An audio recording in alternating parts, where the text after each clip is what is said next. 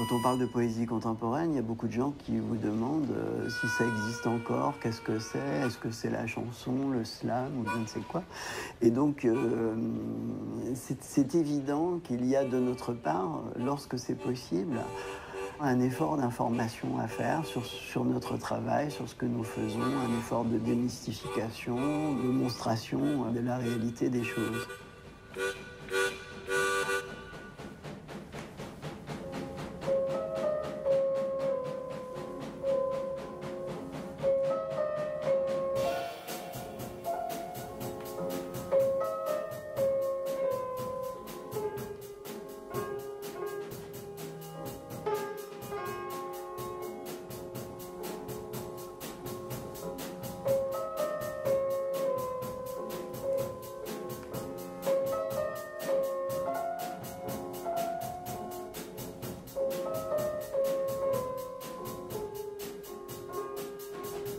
La poésie, elle a été passionnante, particulièrement à partir du moment où elle était en crise et donc particulièrement malade.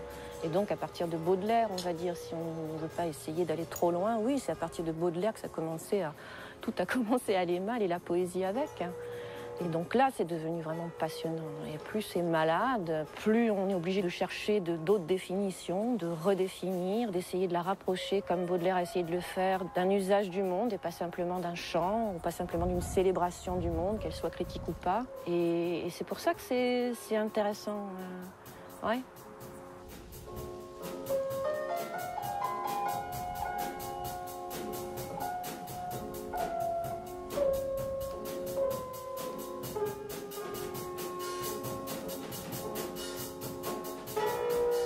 C'est quand même par l'écriture qu'on peut le rapprocher de la confrérie des poètes, on va dire, si tant est qu'elle existe.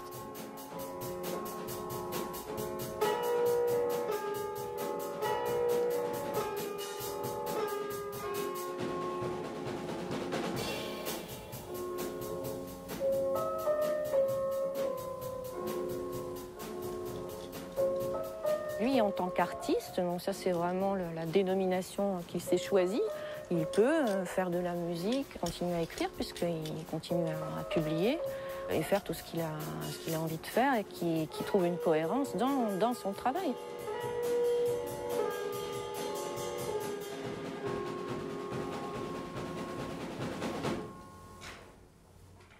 En fait, c'est un laboratoire de recherche. C'est un lieu académique, mais en même temps anti-académique ou non académique, dans la mesure où la direction que j'ai essayé de donner à ce centre d'études poétiques est une direction qui consiste à articuler très fortement recherche et création. Donc ce laboratoire, il est à l'intérieur d'une institution dont je n'ai pas prononcé le nom jusqu'à maintenant, qui est l'École normale supérieure de Lyon.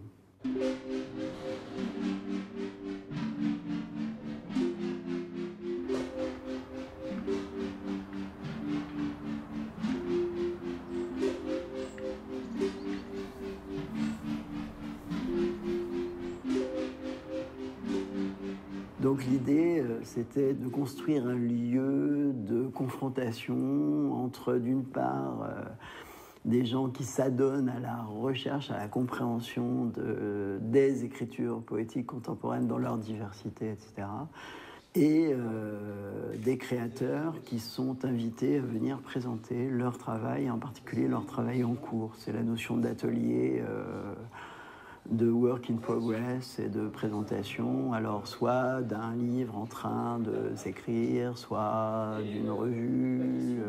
Comment retraiter ou déplacer notre grammaire usuelle du terme poésie, ses usages sociaux, les institutions qu'elle mobilise, comment se greffer sur des fonctionnements existants et les réarticuler. Moi, je fais un texte en ce moment où il y a des épisodes et puis ça me permet d'arrêter quand je veux. Par exemple, si j'ai plus rien à dire, je dis voilà, c'est la fin de l'épisode. Bonjour. Vous avez un nouveau message et un message sauvegardé. Nouveau message. C'est une manière, par exemple, de réinventer une sorte de forme d'écriture qui puisse être contemporaine. Nouveau message. Reçu aujourd'hui à 17h28. Ça nous permet comme ça de penser à de nouvelles manières de nous exister dans ce qui nous entoure, dans tous ces codes qui nous entourent et qui nous, je sais pas, qui nous obligent à être d'une certaine façon. Monsieur et Madame Bérard, bonjour. Éric Bled de la société Cogedim, le promoteur immobilier à Toulon dans le Var. Ce qu'il faut essayer de développer, j'ai l'impression, c'est des modes un petit peu plus ludiques. Vous nous avez contacté via Internet, notre site a priori, pour avoir des informations sur ce programme de des poètes à la Seine-sur-Mer. Ça c'est horrible, ça c'est encore un autre code que je trouve irrespirable, c'est vraiment le grand auteur. Genre Victor Hugo, ça a empêché, j'imagine que Victor Hugo il a empêché au moins des milliers de personnes à écrire. Il a empêché des milliers de personnes d'écrire, ouais. Tu vois, je fais une faute. Donc, vous pouvez me joindre sur mon portable. J'aime bien, moi, être dans des pratiques de faute ou essayer d'écrire le plus mal possible. Essayer de me faire plaisir, essayer de trouver quelque chose qui soit un peu différent. Travailler avec du fragment, c'est-à-dire casser un petit peu ce qui fait que je devrais être une jolie mannequin là par exemple qui serait dans une publicité ou je sais pas, j'aurais des cheveux très longs et puis du ricil. 06 10 03 01 87. J'essaye de gérer avec ma pratique du texte mon rapport avec le réel qui est plus ou moins problématique. Mon nom c'est Éric Bled de la société Cogedim, le promoteur immobilier du programme des poètes. À bientôt, au revoir. Si on regarde l'histoire des avant-gardes historiques, etc., enfin la grande séquence moderne, c'est impossible de séparer le futurisme poétique du futurisme plastique. L'interaction du cubisme et de la poésie d'Apollinaire ou de Sandras, etc., est évidente. Enfin, le mouvement surréaliste n'a jamais été seulement un mouvement littéraire. La poésie aujourd'hui, elle ne s'expose plus simplement dans les librairies ou dans les bibliothèques, mais également dans les galeries, les musées d'art contemporain, etc. Le CEP, il devrait avoir toujours à prendre en compte cet éclatement, cette mixité, cette superposition des pratiques, voilà. Moi, ce que je trouve intéressant, c'est qu'on puisse, par exemple, ce morceau de texte, je le trouve beau. Oui, mais c'est pour ça que je veux de ne pas le rendre ridicule. Je suis tout à fait d'accord. Je suis tout à fait d'accord, oui. Hélène mode d'emploi, qui est le texte de Véronique Pitolo paru chez Aldante en 2008, est une enquête qui prend comme point de départ le cas d'Hélène, la figure d'Hélène de Troie qui est exposée dans Homère comme étant la plus belle femme du monde. Et le texte est une enquête, une archéologie aussi, un mode d'emploi en même temps du personnage d'Hélène. Je pénètre Hélène seulement. Bon, donc en missionnaire, normal. Quel classicisme, Christophe. Non, dans un spectacle baroque. Non, mais j'ai jamais fait l'amour en virtuel encore. Bon. Moi, ce que je vous propose, c'est d'accentuer un tout petit peu tout ce qui est déjà en place, c'est-à-dire Valérie, d'extérioriser un tout petit peu plus cette tristesse et cette mélancolie, et Christophe, de peut-être doser un tout petit peu plus vers la souffrance et moins vers la colère. Alors c'est vrai que depuis que j'ai créé ma compagnie, en 2004, j'ai monté de façon presque exclusive des textes de poésie, ou en tout cas des textes qui sont a priori pas du tout des textes destinés à la scène, des textes qui ne sont pas spécifiquement dramatiques. Et moi j'aime bien cette expression de Nathalie Quintane, qui est le premier auteur que j'ai monté. Elle parle de poésie pas spécialement poétique. Mais ce qui est à jouer, ça n'est pas une psychologie de personnage. Ce sont des événements, mais ce sont des événements qui sont à inventer dans la langue. Par exemple, ce qui se passe dans le texte de Véronique Pitolo que je monte, c'est que les événements dont il est question, ce sont les événements poétiques de la fabrication d'un personnage, la fabrication du personnage d'Hélène.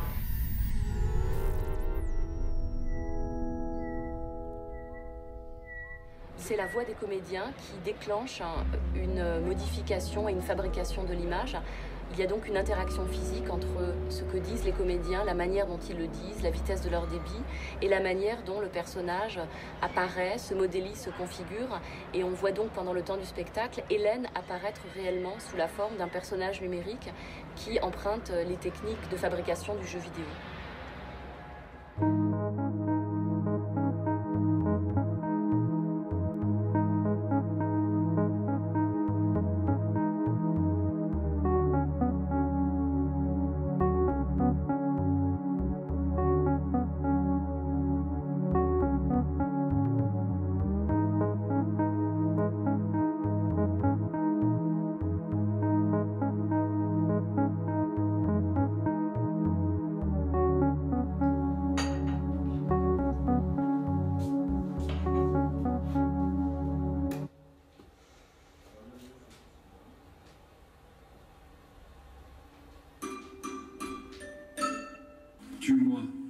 Tue-moi, ne me laisse pas crever de rien, ne me laisse pas mourir sans que personne ne me touche, par simple focalisation.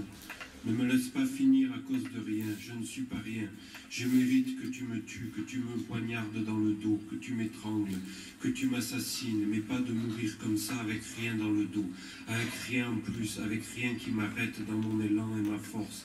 Je ne veux pas m'arrêter pour rien, tue-moi, je veux que tu me tues, que tu m'assassines. Mon combat est digne d'un assassinat. Alors un flash poème, qu'est-ce que c'est? C'est un flash, donc mot radiophonique, radio, le générique, le message. Je suis un combattant. Tue-moi que je puisse me défendre et te regarder dans les yeux. Tue-moi dans mon élan, j'ai l'espoir d'être en trop, qu'il faille me descendre, me tuer. Assassine-moi dans le dos avant que rien ni personne ne me tue, avant de me voir mourir par dessèchement. Ne me laisse pas me dessécher, abandonner comme si j'étais à ce point qu'aucun assassinat ne m'assassine, qu'aucune personne ne m'étrangle. C'est un phénomène très curieux en France où on a décidé que la poésie n'avait plus une place médiatique. Je ne sais pas... Je ne peux pas dire pourquoi. C'est une espèce de consensus, je crois, sur l'idée que tu as émise tout à l'heure et qui est en partie fausse, c'est que la poésie c'est ennuyeux, que les poètes ne savent pas lire, que ça n'intéresse personne, etc. Cette idée s'est installée. Moi, je pense que c'est parce qu'il n'y a pas de vrai marché et qu'il n'y a pas d'enjeu économique. Mais c'est mon opinion personnelle, mais je crois. Comme il y a très peu de médiatisation justement et d'apprentissage et même simplement de connaissances ou d'informations, même pas de connaissances, d'informations sur le fait qu'on peut écrire, mais autre chose que des romans de 250 pages qui sont susceptibles d'obtenir un prix à la rentrée. Comme il n'y a rien et qu'on part de zéro, ben forcément, c'est difficile d'avoir une perspective historique, ce qui est quand même le début. Il faudrait essayer de voir d'où ça vient, s'il y a eu une évolution, s'il y a eu connaître certains textes, certains poètes, et à partir de là, on pourrait discuter vraiment de ce qui se fait aujourd'hui. Mais cette connaissance de base, il y a très peu de gens qui l'ont. Tu peux travailler jusqu'à 12h30. D'accord. Et puis on va déjeuner ensemble? On va déjeuner ensemble à 12h30 au petit troquet, là, tu sais, qui s'appelle l'entracte, tu vois. Les élèves normaliens, ils ont un fond commun, on va dire. Mais évidemment qu'ils sont tous extrêmement originaux, voire, je veux dire, excentriques par rapport à cette normalité normalienne, si je puis dire. Et donc c'est très très difficile de décrire un normalien type malgré cela. La première phrase du poème de Francis Ponge, La Figue sèche, c'est « Pour ne savoir pas trop ce qu'est la poésie ». Bon, ça c'est l'état dans lequel nous sommes et voilà. Il y a aussi une notion extrêmement mystique en fait dans ce processus qui consiste à dire ce que n'est pas finalement la poésie. Ouais. Quoi. Oui, c'est la théologie négative, bien sûr. Oui.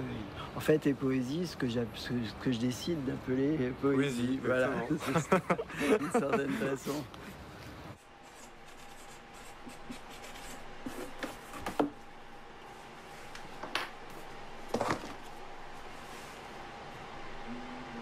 Des gens qui viennent chercher de la poésie, c'est très rare en fait en Paris. Soit il y a les prescriptions scolaires, les Victor Hugo, les Éluard et compagnie. Et sinon des gens qui ont une demande véritable de curiosité, de vouloir découvrir des choses en poésie, en fait c'est très rare. Oui, non, mais c'est pas forcément... Je pense qu'il y a beaucoup de libraires qui sont frileux, qui ont peur de se lancer dans la défense de la poésie. Pas forcément parce que ça les intéresse pas, mais parce qu'ils se disent que c'est trop difficile. Il était tombé amoureux bien bas.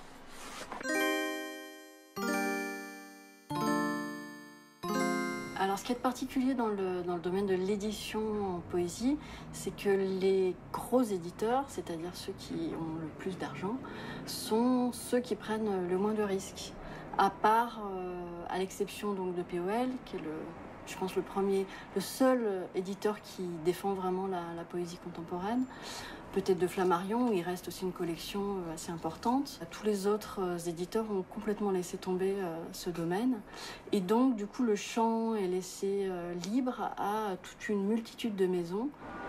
Et de ce point de vue-là, il y a pas mal de maisons qui récemment sont plutôt des réussites, je pense. Par exemple, à l'aventure de Éric Pesty, qui a commencé il y a 3 ans, je pense, maintenant.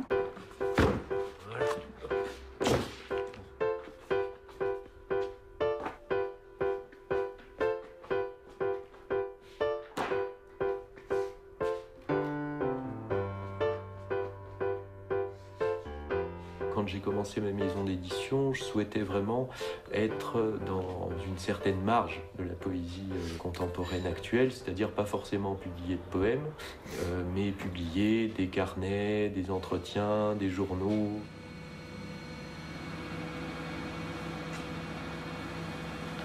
J'ai reçu un certain nombre de manuscrits qui étaient plus des poèmes, mais bon, je garde quand même cette idée d'occuper une marge.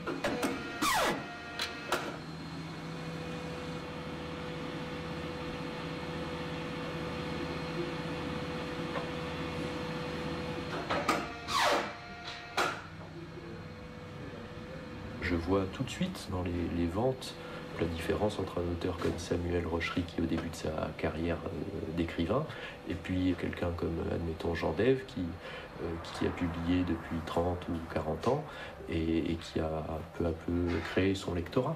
Parce qu'un écrivain, il crée son lectorat, surtout un poète. Désormais, ce ne sont plus les mots qui viendront. Ce sont les quintes, les quartes, les sixtes, les tierces. Ce sont les intervalles. À l'heure qu'il est, j'arpente ce que je suis. L'élan se définit horizontalement en traçant droit devant. Chemin faisant, on suit des points de soi. Et quand je dis écrire devant des fossiles, ce n'est pas une image. Je ne me pose jamais la question du public au moment où je choisis un livre. Je ne me dis pas, d'ailleurs que ce soit dans le domaine de la poésie ou dans celui du roman, je ne me dis pas est-ce que ça va trouver un public, est-ce que ça va plaire à un public, est-ce que ça va se vendre. Bon, après j'essaie de faire en sorte que ça se vende, mais c'est pas la question préalable. Je sais que ces livres-là doivent être impérativement dans certaines librairies, qu'il faut, quand on nous en fait la demande, favoriser ou susciter des lectures, des manifestations, des choses comme ça, mais ça n'est pas en fonction de telle ou telle esthétique ou de telle catégorie d'écrivains que ça se détermine, je pense pas. La qualité de la lecture à haute voix, pour moi, elle n'est pas très importante. Je me souviens d'avoir entendu à la radio, d'avoir été vraiment stupéfait par un auteur qui était invité à la radio un matin et qui n'arrivait pas à formuler une phrase intelligible. Et j'ai été vraiment très ému.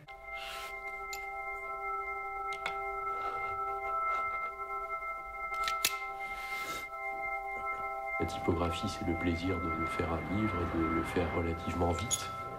Et ça donne une présence au texte qui est quand même tout autre. Comme ça.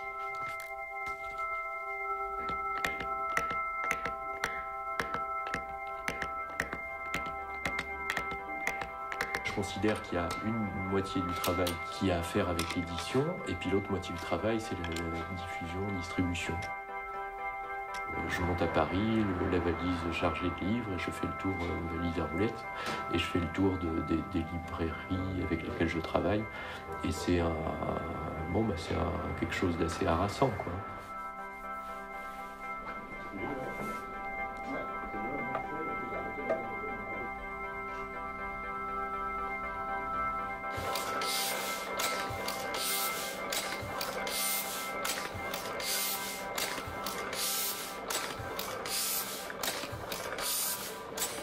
ça a l'air pas mal.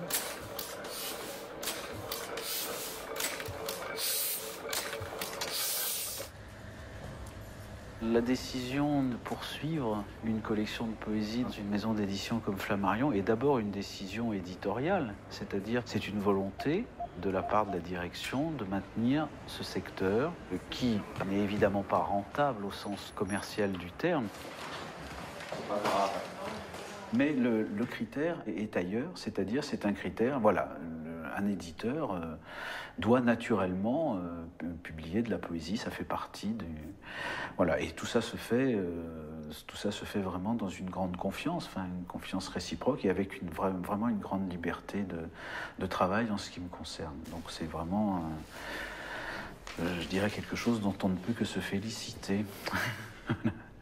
Je vais voir, c'est assez surprenant, mais c'est la maman de Caroline Loeb, qui connaît très bien, je crois qu'ils sont voisins. Ah bah oui, c'est bien. Il y a une maison d'édition aussi, la maman de Caroline Loeb, Ah oui. toute petite maison d'édition. Là-bas ? En Picardie, oui. Ouais, en Picardie, ils sont très actifs. Entre Marseille et la Picardie, c'est les deux... Ah oui, c'est les deux noyaux extrêmement actifs, ouais. E su ta gvale et sole, e su ta oce et sole, e su ta upe et sole, e su ta rbele et sole, e su ta braie et sole, e su ta luce et sole, e su ta montre et sole, e su ta muet et sole, e su ta poie et sole, e su ta cerce et sole, e su ta bouli et sole. Ae, e su te blere et sole, e su te bzinge et sole, e su te canille et sole, e su te corre et sole, e su te coce et sole.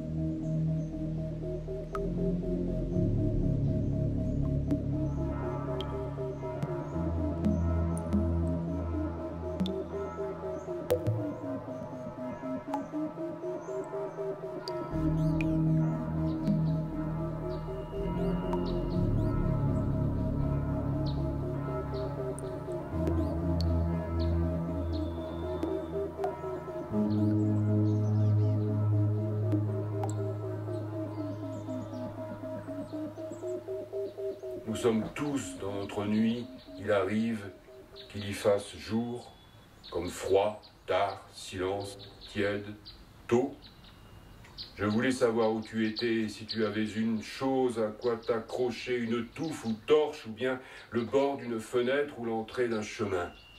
Je vois ton visage transparent partout où je regarde et tes yeux qui ne me voient nulle part. Heureusement, je vois tes doigts qui sont comme des dragées dans une boîte et je vois ton corps être présent et pesant quelque part et bouger avec une...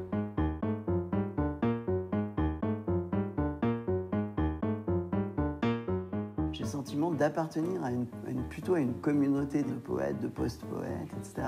Et cette communauté, je dirais qu'elle n'existe pas toute seule comme ça, magiquement, mais il faut aussi la créer, la faire exister, la nourrir, voilà. Et donc, c'est la raison pour laquelle je m'intéresse, par exemple, aux revues depuis toujours. J'ai toujours pensé que la littérature, elle s'inventait, elle se faisait à travers les revues. C'était vrai dans les années 30, c'était vrai dans les années 70.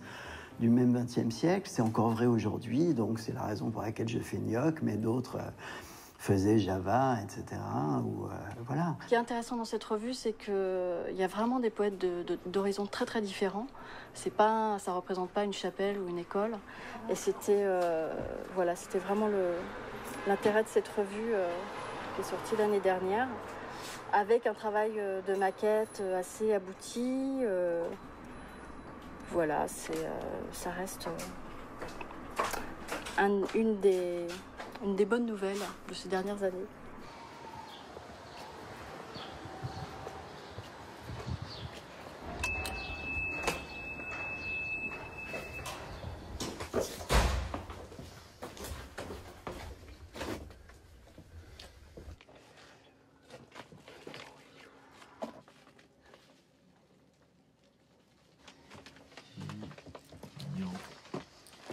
Déjà, il y a le titre de la revue qui s'appelle Mir, ça veut dire monde et paix en russe.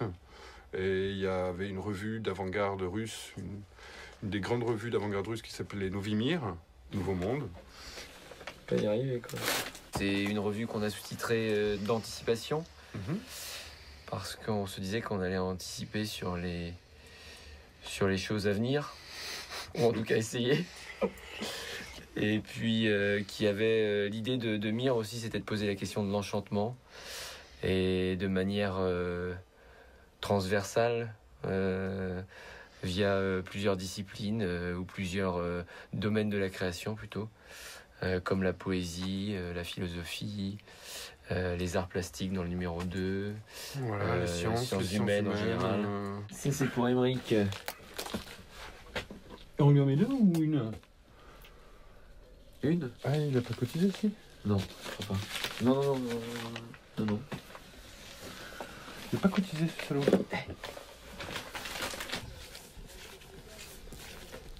Le premier numéro faisait 400 pages et le deuxième presque 600. Voilà, c'est notre façon à nous de faire de l'utopie éditoriale, on va dire.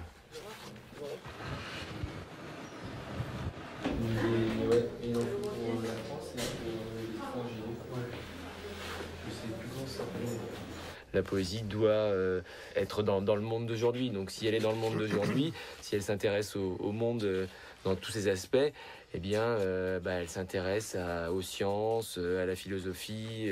Et donc tout ça, ce sont des sources d'inspiration pour développer peut-être un imaginaire nouveau aussi. C'est aussi pour ça qu'en tout cas qu'il y a d'autres domaines de la création et de la pensée dans cette revue. Voilà, on a fait cette revue là, le deuxième numéro. Et puis sinon, ah ouais, mais si, j'ai publié un truc à l'atelier d'Agneau, qui est sorti là il n'y a pas longtemps. Ah ben alors je vais y passer, je vais aller voir. Il est sorti il y a vraiment pas longtemps du tout.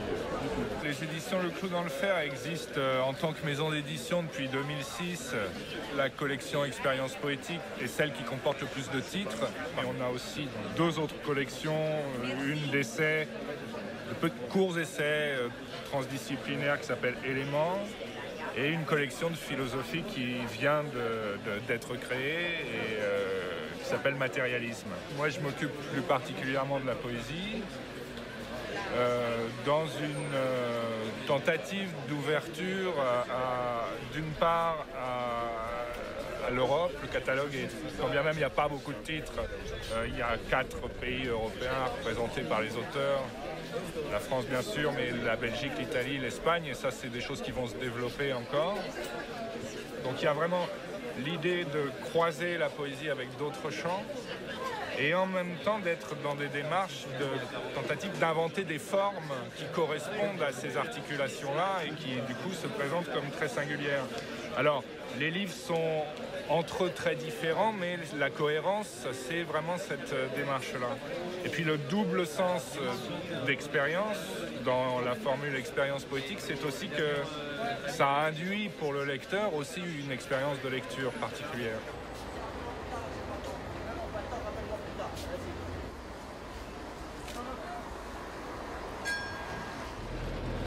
Lop Lop, Loops de Look.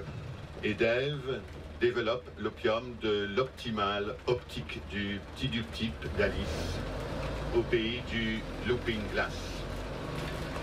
Nyctalope, il observe après la pluie l'eau près des périls Europe. Le crâne ovoïde, un bec de percnoptère, Lop Lop hop, perce, neuf, la production.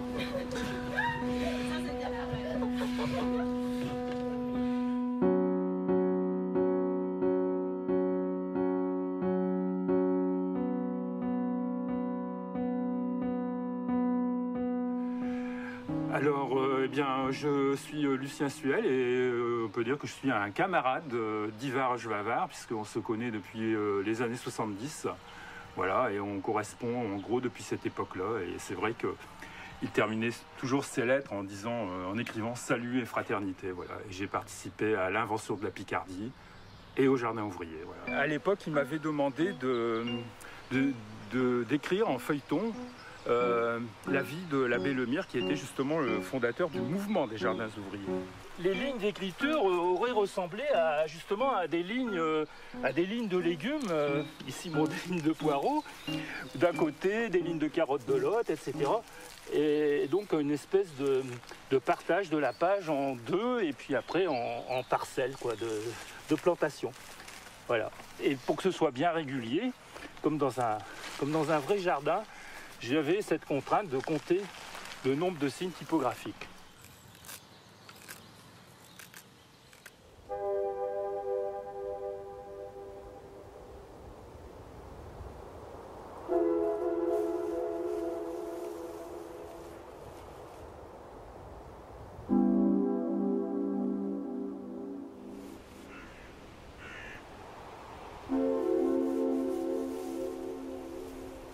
Il n'y a pas de mots pour dire comment tu bouges ton cul, comment tu tiens ta tête. Élégance, ça ne va pas à cause de cette sauvagerie.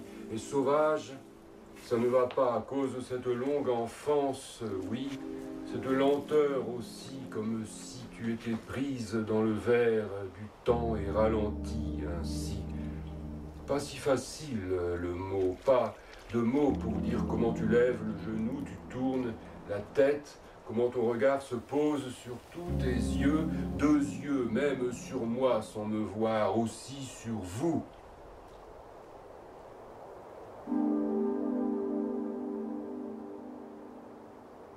Le poème de Schwavard raconte un désastre ordinaire, le désastre de l'adolescence, le désastre de la jeunesse dans un pays et une terre qui petit à petit disparaît.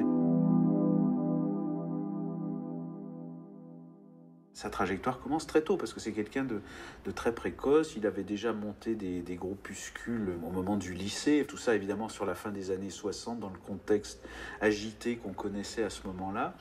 Alors après, la deuxième grande étape et la première véritablement importante, c'est au tournant des années 70-80, avec le début du travail qu'il a entrepris sur la langue picarde, un travail d'écriture en picard, etc., qui était quasiment quelque chose qui était en train de disparaître à ce moment-là, qui débouche assez vite sur la revue et les publications éditoriales qui s'appellent l'Invention de la Picardie.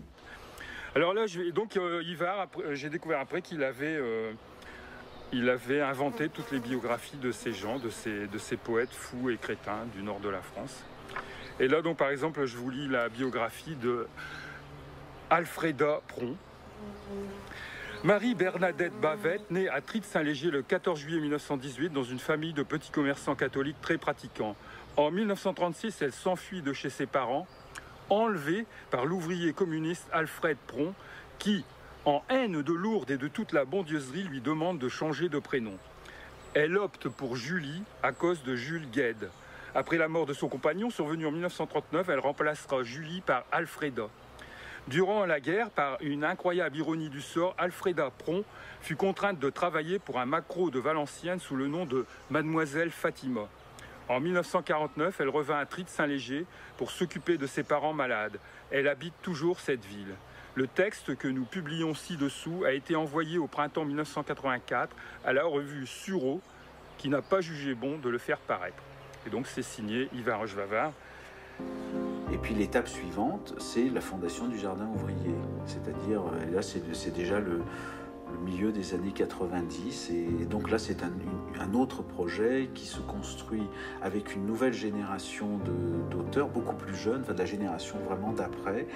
C'est une revue qui n'est pas en vente, qu'on peut se procurer uniquement sur abonnement, qui est tirée à très très peu d'exemplaires. Je crois que c'était de l'ordre de 200 à 300 exemplaires au maximum, alors que pourtant moi je pense que c'est une des choses marquantes de cette décennie.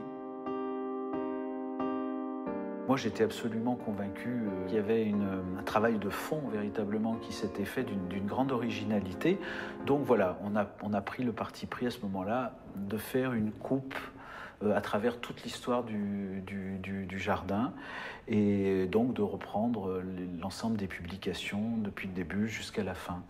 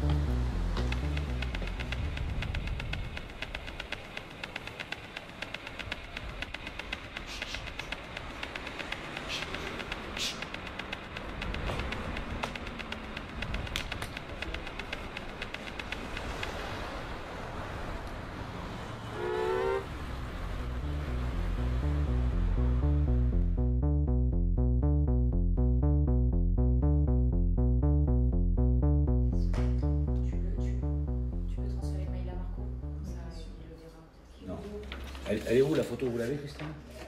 Il y avait une photo pièce jointe, je crois. Non? Non, il a oublié de la mettre. Ah, ça va. Ça va geler. Voilà. D'abord, moi, je n'accepte pas qu'il y ait l'idée de renoncer à ça. Hein. C'est pas ça du tout. Hein. D'accord? Il n'est pas question qu'on renonce à ça. On le fait, ça.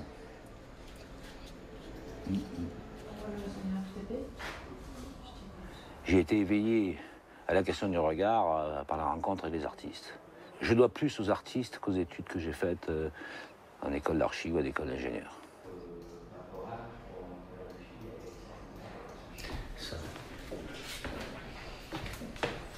Ça, c'est photo de guerre de Françoise Spikermeyer.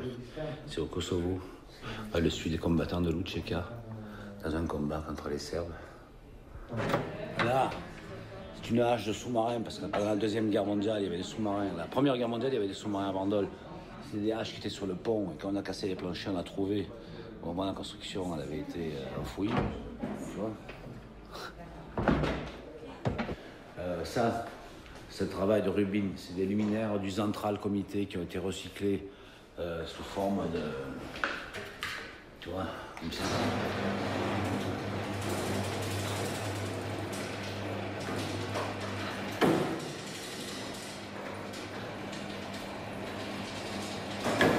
Comme collectionneur d'art, j'ai toujours été intéressé par l'art politique. On ne sait pas très bien ce que ça veut dire, l'art politique, mais quand même l'art qui avait cette capacité de se situer à la limite de l'horizon politique. Parce que je pense que l'intérêt de l'art, c'est de se situer à la limite du champ visible de la question politique, parce que la limite de l'art, c'est pas le non-art, c'est l'insignifiance politique. Quand je dis politique, c'est dans un souci très concret du monde, de la société, de la manière dont on vit, de ce que ça produit dans le langage, dans la manière dont on parle, dont on écrit. C'est un effet concret.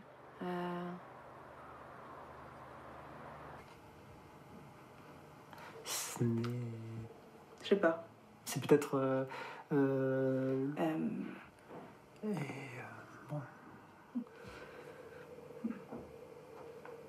Avec cette nouvelle caméra, c'est fou ce qu'on aperçoit. Il suffit que je me mette l'œil contre le viseur pour que je découvre des tas de détails qui, sinon jusqu'à ce jour, seraient restés en tout cas inaperçus de moi. Surtout, ce qui est amusant et instructif, c'est quand même de filmer ses proches, toujours, ceux qu'on aime aussi, parce qu'on les a sous la main. Et avec notre petite fille, on se paye des fous rires, mais géniaux, surtout en pensant à tous les souvenirs incroyables que cela va lui faire. Pour moi, l'écriture, c'est une pratique, c'est en tout cas essayer de se donner les moyens de s'élaborer des airs de liberté. Est-ce que c'est finalement très important d'être sympathique dans la vie si finalement, je sais pas, on aboutit justement à des projets collectifs d'écriture qui ont des airs de jeu? Ouais, c'est ça. Mais c'est très difficile. Ouais. Et comment ça se joue? Eh ben, ça se joue avec un jeu de cartes, avec des dés, il va sans dire, et puis des jetons. Tu as des jetons ronds, des jetons un peu courts et des bâtons. En plus, dans la vie, dans le futur, elle pourra, j'en suis sûr, avec les progrès sans cesse qu'il y a en précision, miniaturisation et les nouveaux logiciels de montage qui vont arriver, retravailler drôlement bien son propre passé. Quand on voit déjà simplement ce qu'on a fait dans notre génération avec le Super 8 ou même nos parents et au-delà avec la photo, le super travail de reconstruction minutieux avec preuve à l'appui, objective en plus, puisque c'est matériel et non de vagues et simples souvenirs. Donc franchement, on n'est jamais trop sûr. C'est-à-dire, c'est plus de la littérature. Ouais. Mais oui, c'est peut-être juste utopique. Et peut-être des fois maniéré. Ouais. Ça dépend. Ouais, ça dépend. À partir du moment où je porte un intérêt pour la linguistique en architecture, c'est évident que je suis amené à venir la linguistique des mots eux-mêmes, c'est-à-dire celle de la poésie. C'était inévitable. J'étais dans un entonnoir qui m'amenait vers la poésie. Évidemment, c'était incontournable. On a parfois la forte sensation d'être en vie. Parfois, on se dit « je veux vivre ». On sent la poussée de la vie dans la phrase. Pourtant, on était déjà vivant avant de pousser dans la phrase. On était vivant, on poussait dans les mots et on était bel et bien déjà là. Avant les mots, on était là à vivre, on vivait dans les mots. On respirait, et après, on sera encore là, vivant, et la forte sensation de vivre n'est réelle que quelquefois, dans la journée. Parfois, on passe des journées à pas savoir qu'on est vivant, Parfois ça met des semaines qui suivent, sans savoir qu'on est en vie. On met parfois du temps à retrouver la sensation, à nouveau. Parfois c'est une année sans se dire qu'on vit. Bonjour, nous ne sommes pas là.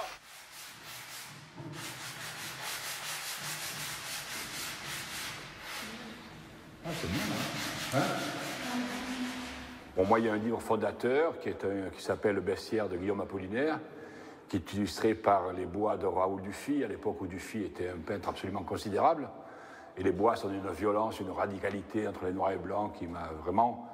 C'est pour ça que ma première performance en 62, ça s'appelle Interview des éléphants, et que j'ai eu aussi avec Francky interviewé les éléphants. Je veux avoir ce rapport à l'animal. Donc à partir de Guillaume Apollinaire, et de Raoul Dufy, du cubisme, je m'aperçois que j'appartiens à cette grande famille, encore aujourd'hui, qui s'appelle les avant-gardes historiques. Moi, je revendique ça. Donc j'ai été élu en 1989, et c'est une des premières choses que j'ai créées, donc fin 89, début 90, le Centre international de poésie de Marseille, dont l'idée c'était d'abord d'avoir des résidents, c'est-à-dire que chaque fois un résident français, un résident étranger pendant 3 mois, qui étaient pas astreints, mais à qui on demandait de faire un livre à la sortie de ça. Et puis des grandes expositions mensuelles, et puis très régulièrement des lectures au moins hebdomadaires sur des thèmes donnés. J'ai été amené vers la poésie par Julien Blaine. Je me souviens au CIP, de performances de poètes, puis après on va dans un restaurant, il n'y avait que des poètes, on se retrouve 7-8 avec nos compagnes, et puis il y avait 3-4 poètes qui étaient des armoires à glace, taille moyenne, 1m90, 1m95, poids 90-100 kg, je fais des figures de gringalet. On se met à table, la conversation s'engage, et rentre une marchande de roses qui était Kiki, qui dit « Kiki veut des roses » en portant un bouquet de roses dans ses bras, et qui passe pour une indique de police à Marseille. Et un des poètes à table dit à cette marchande de roses « Écarte-toi, va-t'en, Satan ». Un des poètes qui était à table, qui ne connaissait pas la situation marseillaise, qui était un poète non marseillais, prend ça très mal et dit à l'autre poète, il lui dit « Mais comment tu parles à une femme? Tu me fais honte ». Et l'autre lui répond « Mais c'est une indique de police, c'est une chienne, etc. » Le ton monte et d'un seul coup ça part. Baston général. Coup de poing, coup de bouteille, table renversée, tout par terre les chaises. Les types en train de se vautrer dans les débris de verre à se finir à coups de... C'était très impressionnant, moi je me suis écarté. Et puis finalement, Julien Blaine qui était là, calme un peu tout le monde. Et le patron du resto, il n'y avait que nous. C'était le quartier du Panier, un petit resto à côté. Le patron du resto relève la table, relève les chaises, passe le balai, balance tous les débris dans un coin, remet des assiettes, remet les couverts, remet des bouteilles de vin, et tout le monde s'assoit. Et la conversation repart comme si ne s'était rien passé. Sommet, un paquet de cigarettes magiques, faites chez sommet, une fumée, bouche certaine, les provoque des crises cardiaques et des attaques cérébrales, les minages, sommet, fumée, Médine de Lyon, Matoriccio, Philippe Maurice, Product, Nelson, Neuchâtel, Switzerland, un journal d'humanité. Sommet de Pittsburgh. Les silences du G20. Sommet mondial, sommet de Pittsburgh, les silences du G20, chômage, dévalorisation du FMI, réforme du crédit, pour la spéculation, autant de problèmes qui ne seront pas traités aujourd'hui, point de vue d'Amérique latine, d'Afrique et d'Inde, page 2 de l'humanité. Sommet de Pittsburgh. Les silences du G20. Jeudi 24 septembre 2009, numéro 20, 18 7 130 euros, M 00110 924 M 130 euros, un ticket Palace Café, Bar, Brasserie, Cocktail 128 boulevard de Clichy, 75 018. Sommet de Pittsburgh. Les silences du G20. Sommet service compris 15%, acheté, tel 01 45 22 43 10, merci 000 024 09 09, Café DK 2 20, ST 1 euros 2 20, TVA 19 Sommet de Pittsburgh. Les silences du G20. Le Caravage, bon, Bernard Elsic pour la poésie sonore, Beckett et Perec en littérature, mais aussi depuis quelques années, tout ça me revient, les latins. Je travaille énormément à partir des auteurs latins. Et puis musique,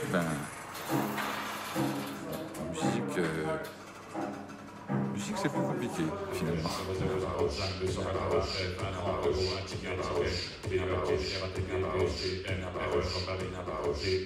Je me retrouve dans ce geste de la poésie sonore au travers de ces deux grands moments, deux grands temps qui arrivent en même temps. Le premier qui est quand même cette idée qu'on va Et qui continue à écrire de la poésie sans oublier le livre, mais malgré tout en utilisant des instruments qui lui sont étrangers ou hétérogènes, notamment pour l'époque et pour ce qui concerne les premiers, c'est-à-dire Heitzig, Chopin, le magnétophone.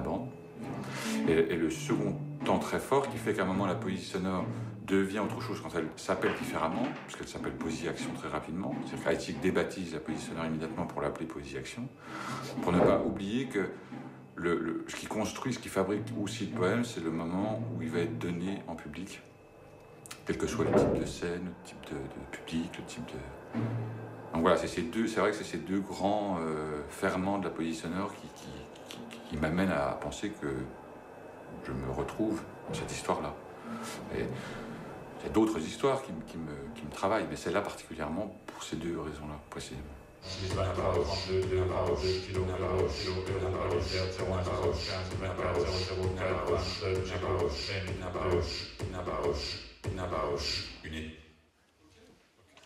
Je suis plus intéressé par l'ambiguïté du langage que par la clarté du message. Pour moi, un message clair, il est vide. Alors qu'un message ambigu, ou en tout cas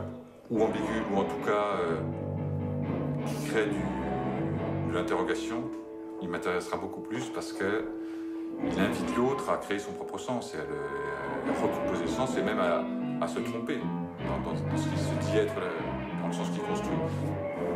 Mais en tout cas à fabriquer lui-même le sens de l'objet.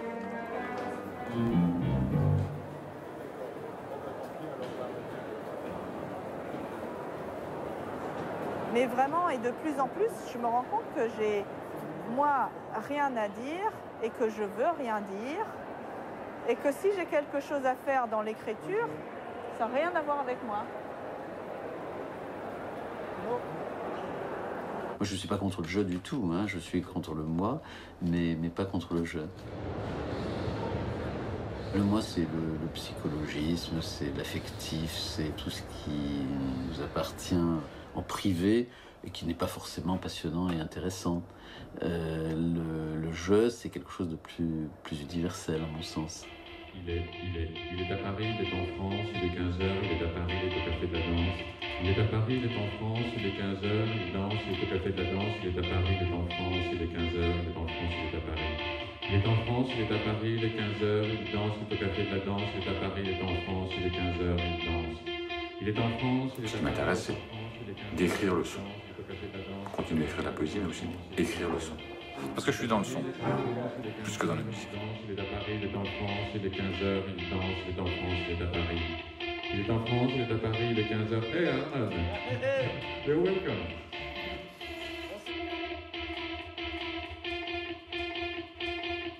J'ai déplacé ma logique d'engagement d'un acte d'édition. Parce que je pense que c'est prioritaire. Je pense que la poésie est prioritaire sur l'art contemporain aujourd'hui. Ça, c'est un autre débat sur lequel on reviendra. Prioritaire du point de vue du sens de la nature du combat. Voilà. Parce que le spectre du combat que les poètes engagent est beaucoup plus large et beaucoup plus virulent que celui que l'art contemporain porte. Tiens bon, camarade, le dénouement est proche. Nous pénétrons dans les zones interdites de la réalité. Nous y retournerons en rêve obstinément. Le jour viendra où ils recommenceront à plaquer des listes sur les portes, à marquer le torse de ceux qui refusent de plier la nuque, à coller du plomb dans les cervelles gênantes, pleines de souvenirs écarlates, pleines de rêves utopiques et de frêles pensées. Des hommes à la démarche grave et solennelle, vêtus de manteaux gris tombant jusqu'au sol, ceinturés de cuir, iront chaque nuit à leur tâche. Toujours les mêmes, jamais les mêmes.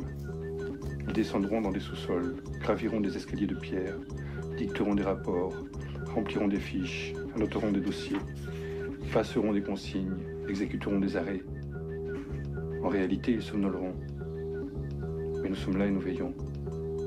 Bientôt, ils aimeront de nouveau comme avant. Il nous faut si peu en ce monde que nous sommes prêts à bondir de joie au moindre nouvel événement. Tiens bon, camarade, à l'heure obscure où s'écroulent les mondes, je t'adresse ce salut fraternel.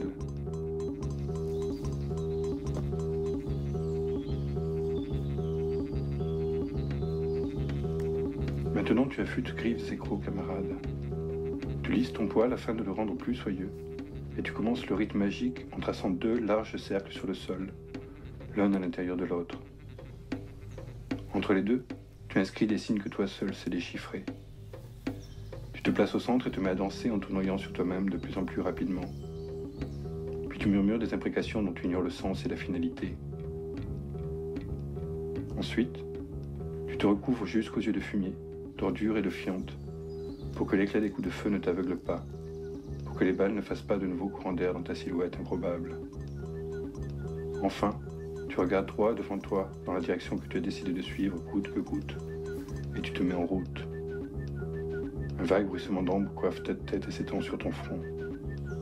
Ton visage change plus vite qu'un ciel instable. Repose ton visage, camarade. Reforme tes traits. Laisse ma main passer sur tes traits et les remettre en place.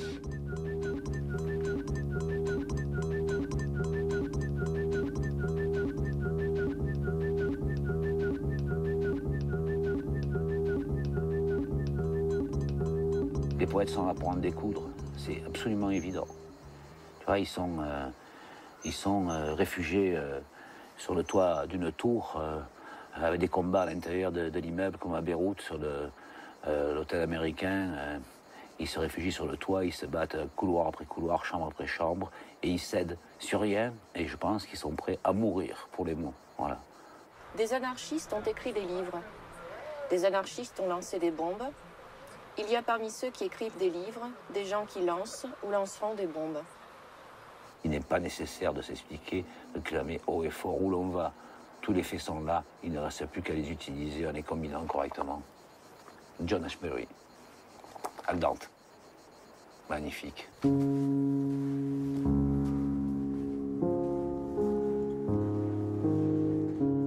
Ivar Jvavar, Ivar c'est mon prénom, c'est un prénom germanique, Ivar. Et Jvavar, en picard, ça veut dire le crabe.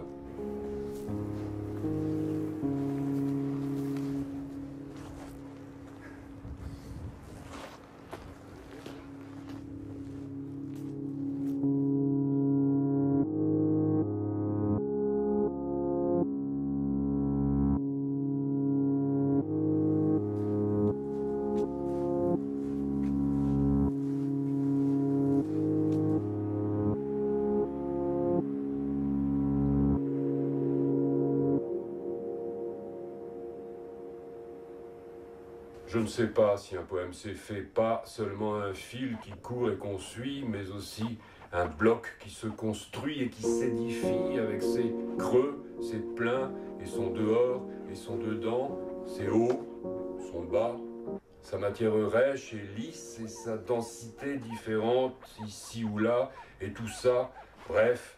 Je ne sais pas si un poème c'est fait, je ne sais pas non plus ce qui nous arrive fieux, s'il nous arrive jamais autre chose que de n'arriver jamais, je ne sais rien.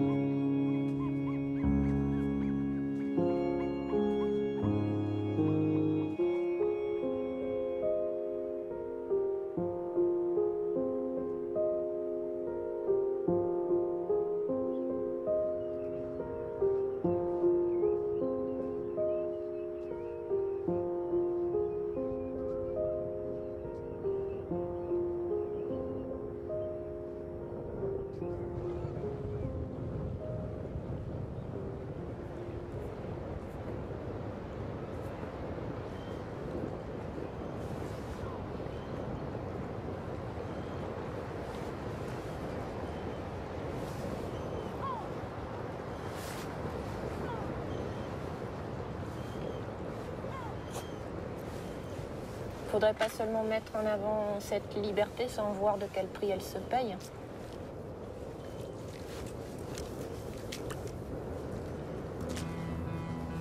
Surtout dans la mesure où elle se paye de plus en plus cher.